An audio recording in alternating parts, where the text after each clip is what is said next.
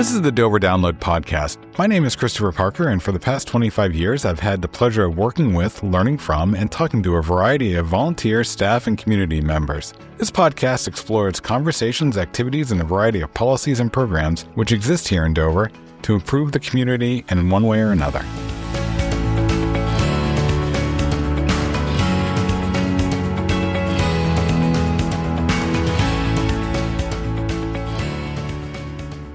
Per the city charter, by the middle of February, the city manager needs to present a combined budget to the city council for its review. On this week's Dover Download Podcast, we're going to hear the city manager's proposed budget as released on February 11th. But before that, city manager Mike Joyal joins us for a brief introduction. Mike, how are you? Very good, Chris. Thank you. So this has to be your 2021 budget that you presented to the city council? I believe this is the 21st. That's correct. In that plan, some of the things that you have to deal with are very similar, meaning the tax cap has been around for a while. There are pressures for purchasing. There's pressures for personnel costs. Is there anything that the listener should listen for in your presentation to jump out at them as part of this year's budget that might be different from the past? I think as we get into the budget details over the next couple weeks, probably the most significant issue is going to be the fact that the city is finally realizing the benefit.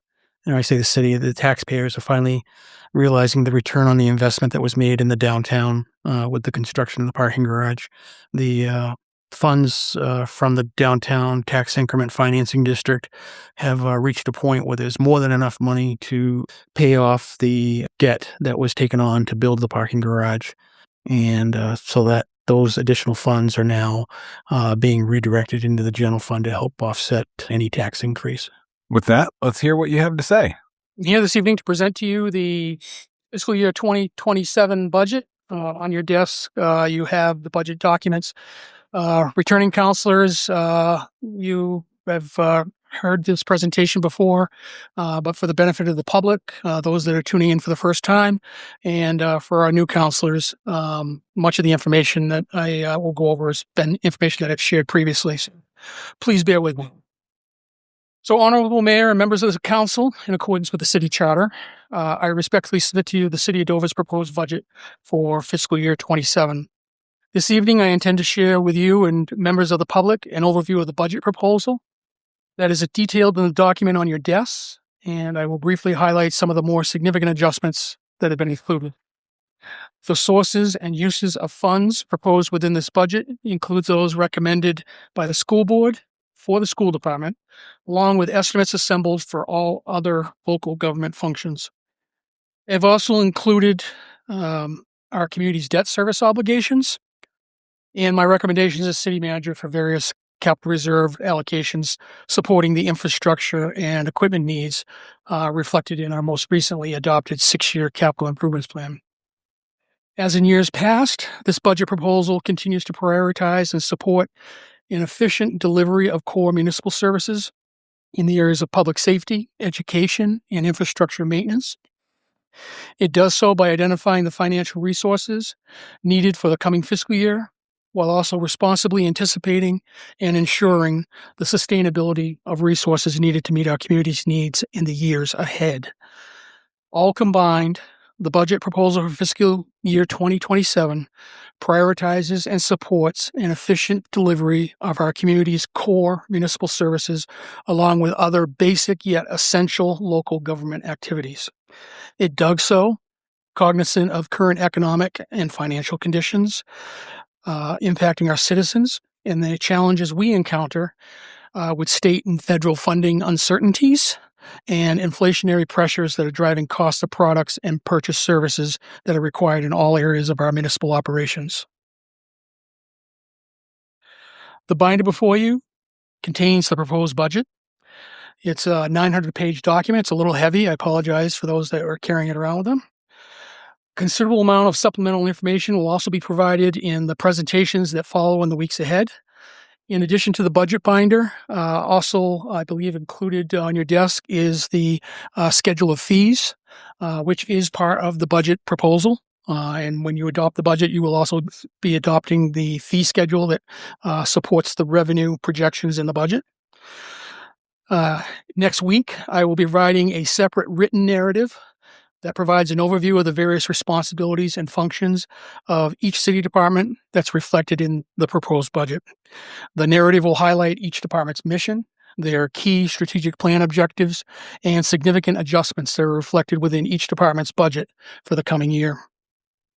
For members of the public, this narrative and an electronic version of both the full budget with a detailed and summary version will be posted online for the public to access 24/7 in the budget revealed section of our city website.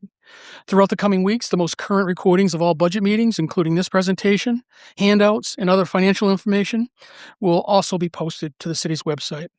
And for anyone not able to access the internet, there will also be printed copies of the materials available for review in both the city clerk's office, here in City Hall, and in the public library, which, as a reminder, is still operating out of the McConnell Center whilst their building renovations are ongoing.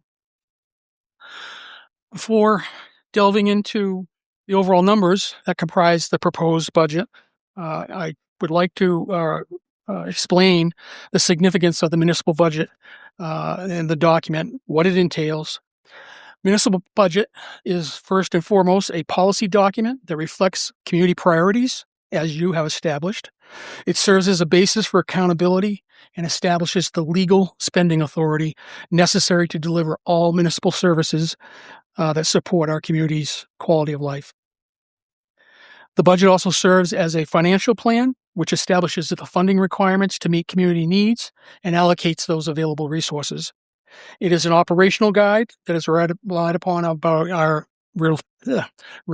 by our various boards, commissions, and staff, and myself in planning for the delivery of services meeting our community needs, not only in the coming fiscal year, but also for planning well into the future.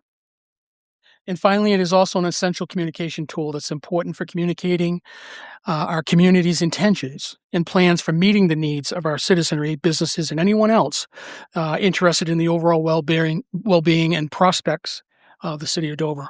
The service priorities and funding needs that are incorporated into our municipal budget are influenced and adjusted in response to several different factors. These factors include the strategies and specific policy directions provided by you, i.e. a vote you took just recently, our city council, those contained in our community's master plan and department-specific operational plans, ongoing contractual obligations with creditors, vendors, and our employee groups, state and federal mandates, which impact nearly every aspect of our operations, and the loss of revenue, including the downshifting of costs, the unexpected loss of grant funds, all have to be accommodated within the budget or anticipated within the budget. Changing economic conditions, operational needs, and the discipline to adhere to our established financial policies, and I can't emphasize that enough, are all factors requiring different considerations and having various constraints in appropriately balancing the allocation of resources that are needed to fulfill our service requirements. Meeting the needs and expectations of our customers and to address the many other factors that influence the budgeting process, the budget proposal before you for fiscal year 27 reflects a total of $227,452,568 for spending across all funds, all aspects of the municipal operation. This is an overall 8.9% increase, which is comprised of a 7.5% increase in the general fund, which is the property tax supported portion of the budget, and a 7.3% increase related to our utility operations for water and sewer. Of particular note is the special revenue funds and the 28.2% increase, and although that is large, it should be seen as a positive, as this is the first year we were able to recognize the increased revenue now being generated and available from the downtown tax increment financing district. The estimated city portion of the tax levy that results from the proposed budget as it is currently proposed is $1,035,273 below the amount that's attributed to the city portion of the tax cap. However, the estimated local portion of the property tax levy is $1,912,546 more than the related amount reflected in the tax cap formula. So with these amounts combined, the proposed budget as assembled does in fact exceed the tax cap calculation by $877,000 and $877,273 to be exact. Therefore, if the council were to adopt the budget as it currently sits before you right now, it would require a 2/3 affirmative vote by the council as opposed to a simple majority. As we go through the budget detail over the next several weeks, you'll find that our community's overall strategic priorities and the requirements for municipal services continue to be appropriately addressed throughout the proposed budget. These priorities have been derived and continue to be reinforced by listening to our customers. This is accomplished through a variety of means, including actively engaging residents and business owners in collaborative planning and community problem-solving activities, encouraging citizen input during public hearings and public forums, as is the case here this evening, conducting formal and informal customer surveys, evaluating the actual demand for services, and addressing the mandates imposed by state and federal agencies as directed by those legislative bodies. Ultimately, feedback from our customers drives the strategic planning that's incorporated into our community's master plan and reaffirms the following strategic focus areas for prioritization in the budget and allocation of available funds. And as you can see here, public safety refers to proactively protecting our citizens and mitigating losses from medical emergencies, crime, fire, and natural or man-made disasters. Public education is a priority. It's to support and provide access for all students to experience opportunities for a quality education. Investing in our public infrastructure to maintain safe and reliable public roads, stormwater, drinking water, and sewer systems, along with the municipal facilities that we are responsible for. Economic development to support and encourage a quality of life that maintains a robust economy and availability of quality employment. And of course, fiscal stewardship. Responsibly managing and ensuring the sustainability of financial resources necessary for the ongoing provision of all essential municipal services.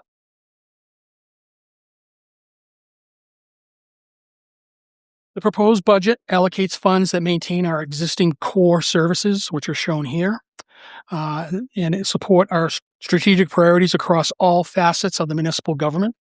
These include the functions of general government, public safety, public works, culture and recreation, human services, and education.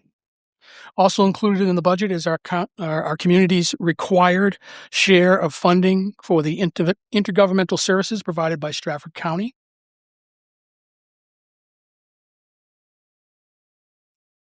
So you're aware in considering the funding requested by the various departments and determining what was necessary to include in the proposed budget for those core services and our various activities and programs delivered by our overall municipal government, I have ensured that the funds were included specifically for those services that were mandated or otherwise legally required to be provided.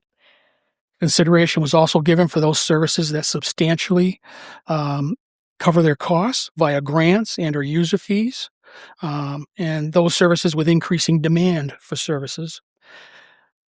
I have also considered those services that were not otherwise readily available from the private sector. And of course, other considerations include avoiding across-the-board cuts, which I say every year is an entirely irresponsible way to budget, maintaining fees that support programs for individual benefit, and of course, recognizing that quality services continue to be provided by a staff of dedicated and competent people. As has been our practice for many, many years, in addition to only maintaining staff deemed essential, it is worth noting that many of our services have been and are continued to be proposed to remain as contracted services. In the budget document, as we'll go over in the next few weeks, there are some significant adjustments that ensure our service deliverables are not only maintained, but address increasing demands while remaining sustainable in the budgets over the long term. In proposing the priorities and the adjustments that are reflected in this budget, consideration was given to ensure that our limited resources are being invested wisely into the service areas that support leading practices. Some of the more significant adjustments in this year's proposed budget include in the area of public education. It reflects the funding amount that was recommended by the Joyal School Board to meet the school department needs. In the area of public safety, the budget includes a required match for the second year of a 4-year COPS grant that was awarded to offset the cost of a police officer. Funds are also allocated for a new recurring annual contract that will allow for the maintenance and replacement of our police body-worn cameras. And there are continued investments being made in staff development within both the police, fire and rescue departments to ensure and reinforce competencies in delivering police, fire, and EMS services. For street, sidewalk, and bridge improvements, funding again this year is increased over the prior year or current year, but at an increment that is less than what was previously identified in the CIP. The budget includes contractual increases in curbside collection and disposal costs for residential solid waste and recycling.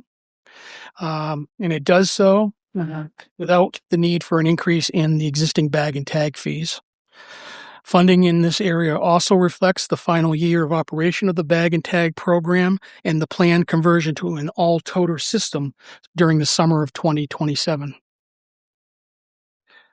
Investments are continued for the repair and replacement of our utility infrastructure while ensuring an adequate and reliable supply of safe drinking water and proper treatment of wastewater in compliance with regulatory standards and our environmental permitting obligations. And perhaps, again, most notably, the proposed budget allocates excess TIF district funds back into the general fund. This will be the first year that the downtown TIF revenue exceeds the amount needed to pay for the remaining parking garage debt. And as a result, it is being applied to significantly reduce the proposed property tax increase for all taxpayers. Other adjustments include maintenance savings that were being realized across various departments from recent and ongoing capital outlay investments that you have authorized in vehicle and equipment upgrades and replacements. It funds an ongoing street tree replacement program and continues funding of our ongoing efforts at improving organic turf field maintenance. Facility maintenance expenses are adjusted in recognition of the significant investments being made in the outdoor pool and the public library that are ongoing as we speak. And funds are adjusted to reflect the sale of the anticipated sale of the Willand Emergency Warming Center and Stratford County's commitment to construct and fund the ongoing operations of a dedicated Stratford County emergency warming facility this coming year, ensuring that all communities in the county are contributing to that need. And lastly, of note, both the water and sewer rates are adjusted to fund expenses for the supplies and maintenance necessary to ensure safe, reliable drinking water and the subsequent proper downstream treatment and discharge of the resulting wastewater. And you'll see in the document, the combined rate increase for water and sewer is 6.5%. Digging a little bit deeper into the numbers and specifically focusing in on the general fund, which is the property tax supported portion of the budget.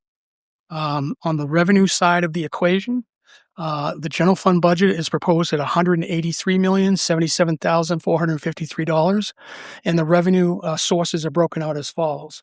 25% of the revenue to cover this budget is derived from city taxes, 42% comes from state and local school taxes, 7% comes from county tax that we're required to levy, and then 15% from non-tax city revenue. Those are fees and charges and those sorts of things. And 11% from school revenue. Again, fees, charges, grants, etc.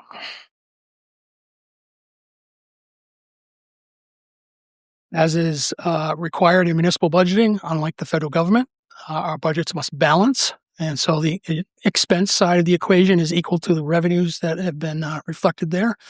Again, $183,077,453.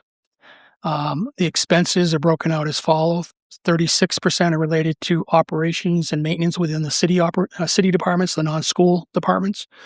4% is already committed for debt service obligations that the city has taken on in the past. 4% is committed for school debt service obligations, again, as has been taken on in the past by the city. 49% of the expenditures from the general fund are attributable to the school department, and 7% is the amount that we are required to pay to the county for the county tax. In order to raise the property taxes that will support the general fund budget as it's proposed, these are the estimated tax rates. And as we well know, these are estimates based on our best information at this time. Changes in revenue and other grants and so forth that the state may provide that occur over the course of the next few months may affect this final number when it is ultimately set by the Department of Revenue Administration. We do not set our tax rate; the state does, based on the budget that's adopted. So we're looking at a $20.37 per thousand of assessed value tax rate to implement this budget. And probably of most interest, how does that translate into the property tax bill?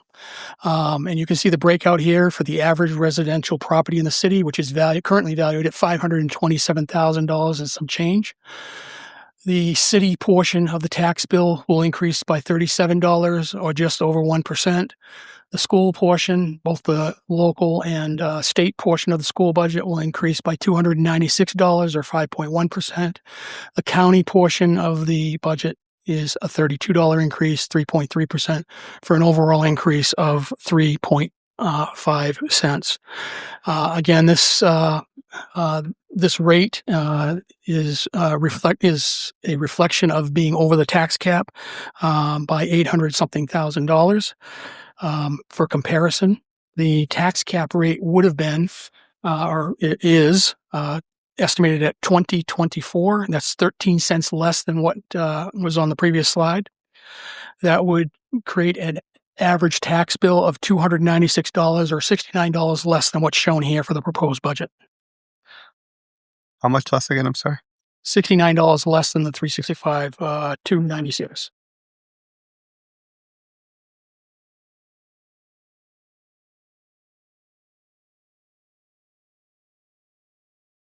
So as you all been prepped for, the next several weeks will be consumed with budget review workshops, in addition to a couple regular meetings. We will schedule public hearings along with some other city business, and then ultimately we'll get to the point of adopting the budget. Looks like it looks like next week we will be reviewing the school department, executive department, planning, and welfare. The following week, February 25th, is the schedule for the school budget public hearing during your regular meeting. The following Wednesday, March 4th, we'll be back to a workshop reviewing police, fire, library, and DoverNet portions of the budget. Again, the following Wednesday, March 11th, is a regular meeting. That will be where we will schedule the city budget public hearing. Those hearings have to be held on separate days in accordance with our charter. Wednesday, March 18th, we'll have another workshop meeting where we will focus on community services and recreation portion of the budgets. Wednesday, March 25th, will just be a regular meeting. And then Wednesday, April 1st, we will start off as, assuming we use similar process in the past, we'll start off early at 6 p.m. on Wednesday, April 1st, with a general workshop to discuss where the council is at for making amendments or adjustments to the budget, and then immediately move into a special meeting where the budget would be adopted. So we're looking at April 1st as the time to adopt the budget. By charter, the council is required to adopt a budget by April 15th. However, there are provisions if for some reason, which I don't expect we will run into, the council cannot adopt a budget. The budget that's before you goes into effect by default. We do not have government shutdowns. You can only imagine what our city would look like if we didn't have the roads plowed this morning because people had to be sent home or schools closed or whatever. So we are set up in such a way that there will be a continuing budget. If that were to happen, which I don't expect it will, but so everyone is aware, what would happen is the council would come back at a later date and amend the budget to make it their budget. So over the course of the next several weeks, the school board, department heads, and I look forward to providing more detailed information regarding the various revenue and expenditure items that are included in the proposed budget. In addition, we will present budget options that you may wish to consider in your final budget deliberations and incorporate into an adopted budget.